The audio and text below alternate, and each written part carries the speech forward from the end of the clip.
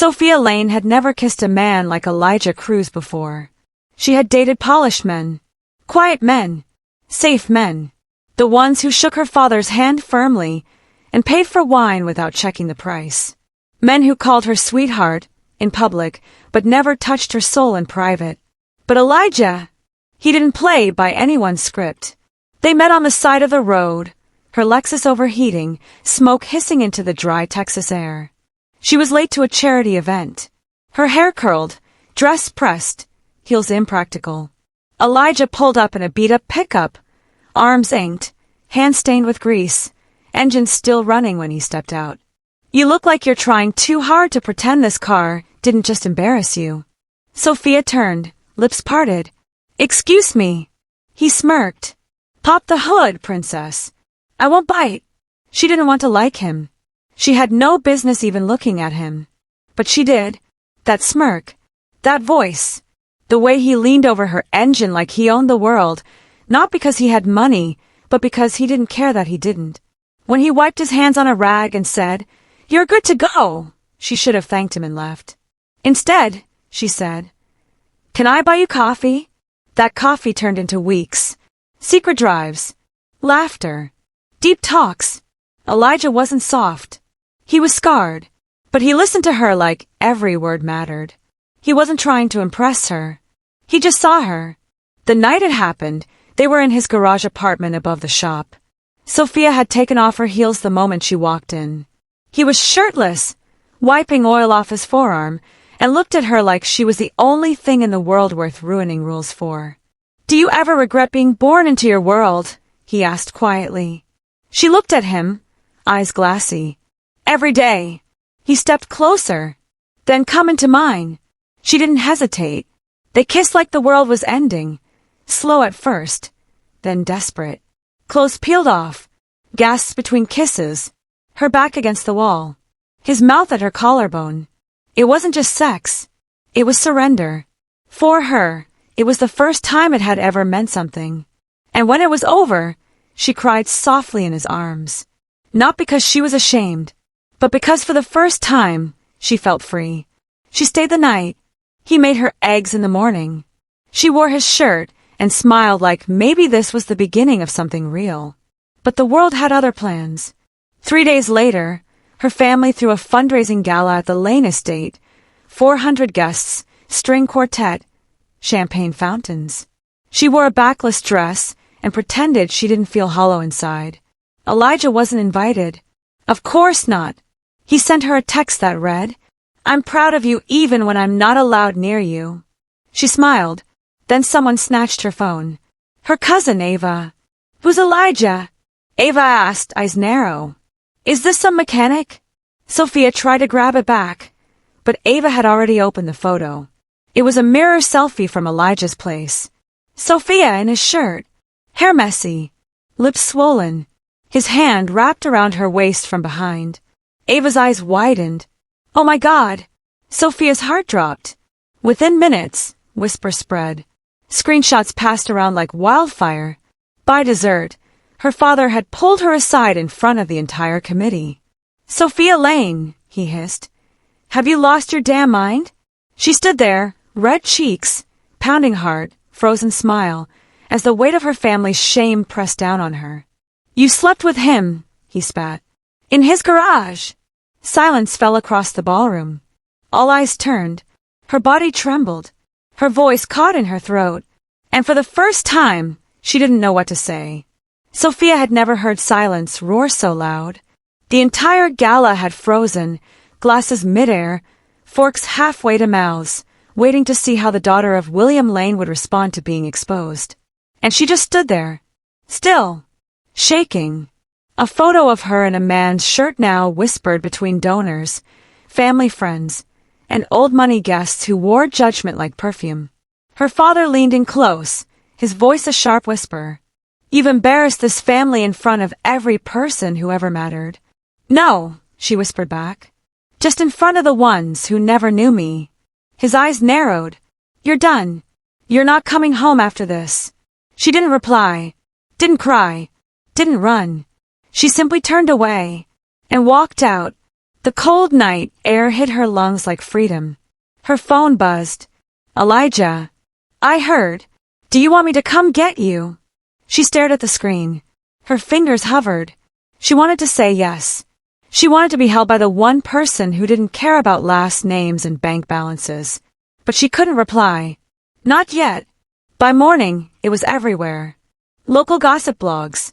Heiress Sophia Lane caught in scandal with tattooed mechanic. Social media comments. Disgraceful. Who sleeps with the help? Girl like her? She knew what she was doing. Classic rebellion. She'll come crawling back.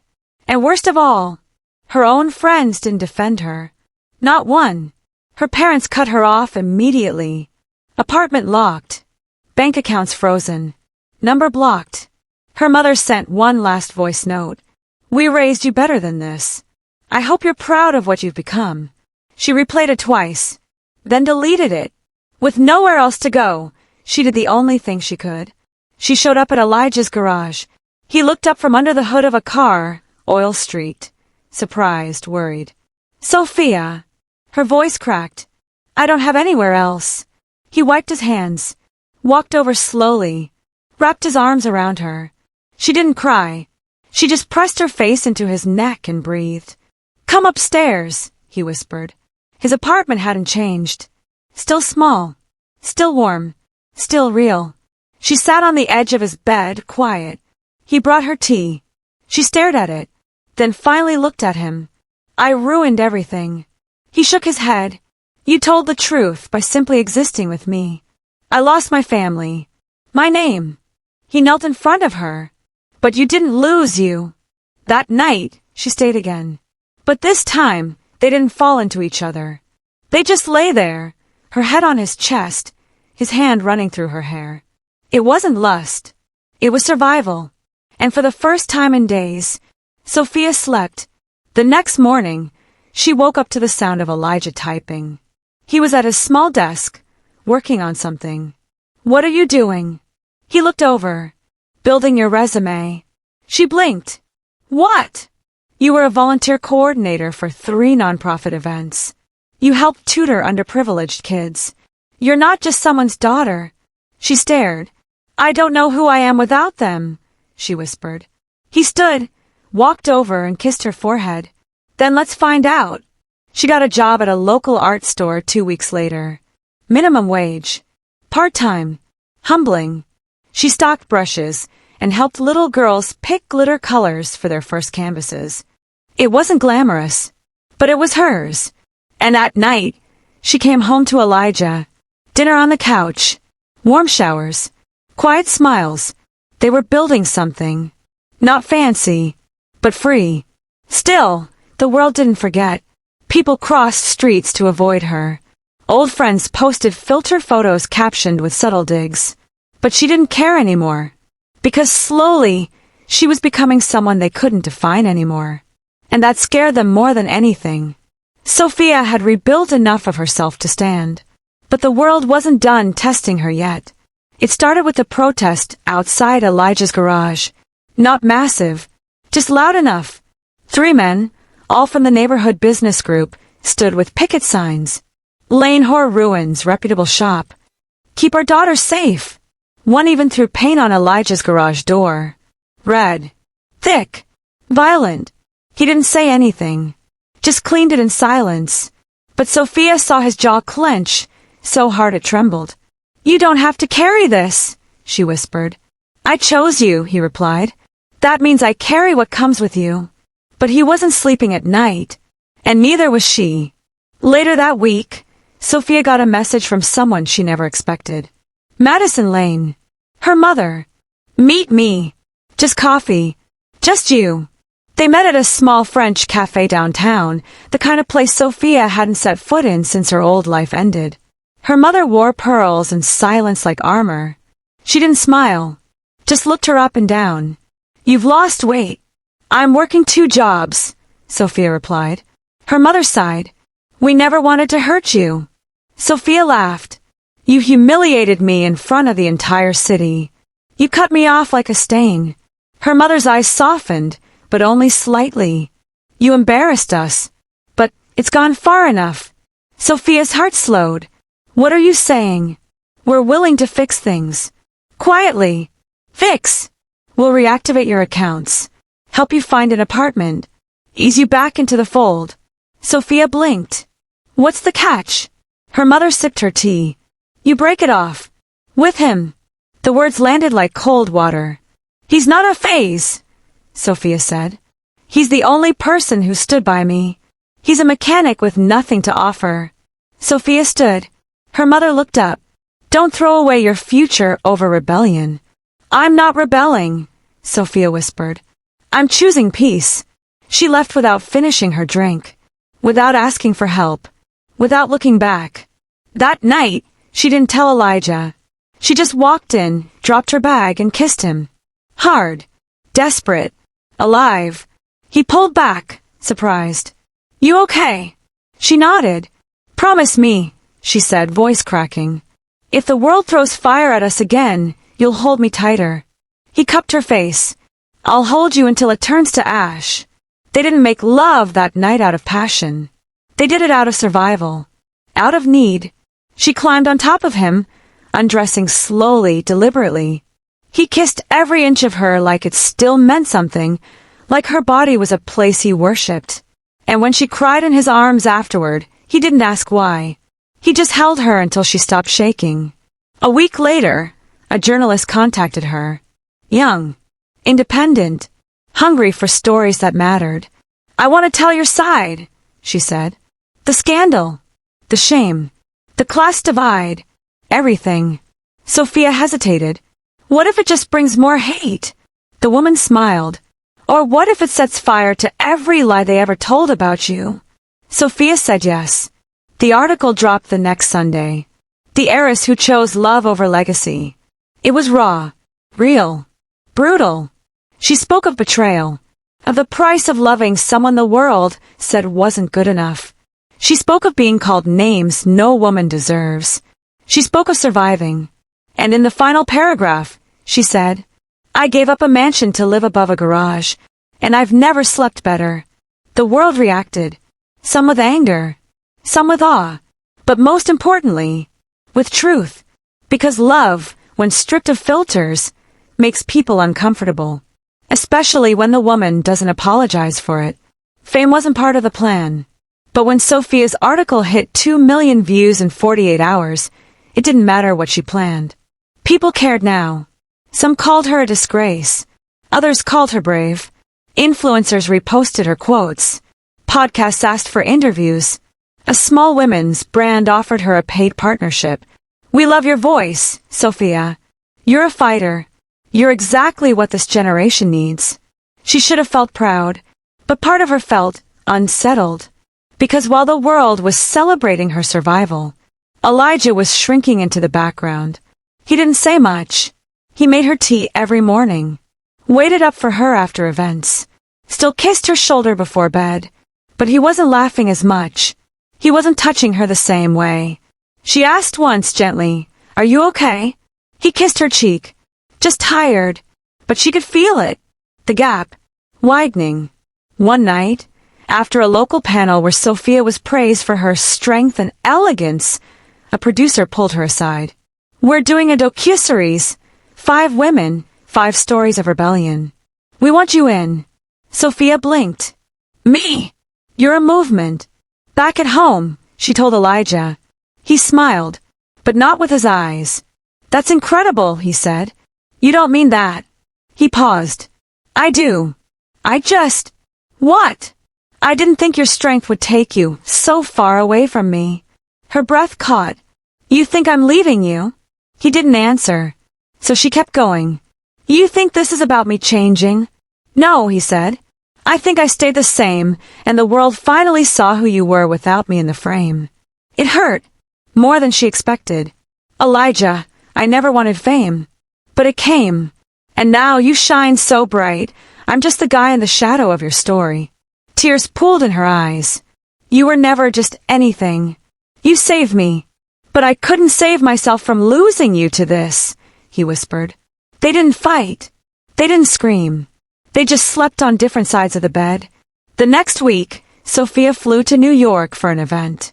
She spoke in front of 300 women, talked about resilience, talked about shame, talked about Elijah, not by name, but by presence.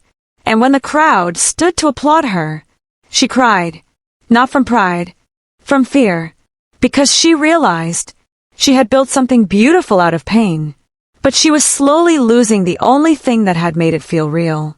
When she came home, Elijah wasn't there. No note, no bag missing, just silence. She found him at the garage an hour later, under a car, hence greasy, jaw tight. Elijah. He looked up. His face broke her. I don't want to be a side character in my own life anymore. She knelt beside him.